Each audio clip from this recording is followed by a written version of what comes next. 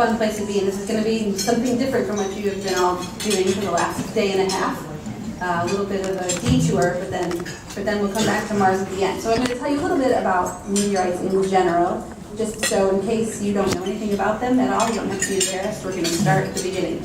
And then tell you a little bit about how we get them, where we get them, what they are, what they represent, and then get on to some of the ones from more evolved planets like Mars and the Moon. So here we go. This is Meteorite 101 right here. What is a meteorite?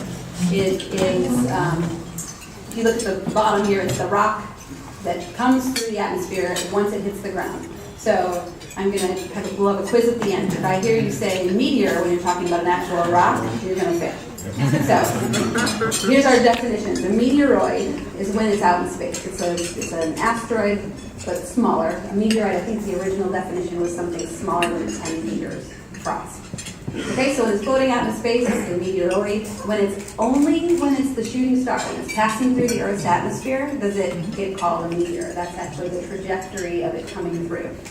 And the meteorite is, if it's big enough and it doesn't burn up all the way on its way through, then we have a rock that hits the ground, and that's our meteorite.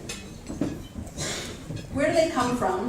So for the vast majority of them, 99-ish%, come from the asteroid belt between Mars and Jupiter. Don't get scared by this thing at the bottom here. This is our meteorite sort of genealogy chart.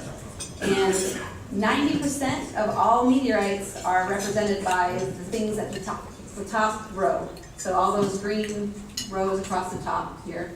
And then at the bottom are the other 10%, and those are the ones that Mars falls into. So 90% are primitive materials that have come from the asteroid belt. The other 10%, another 5% of that 10%, or half of that 10% comes also from the asteroid belt, and then you've got a few from Mars and the Moon.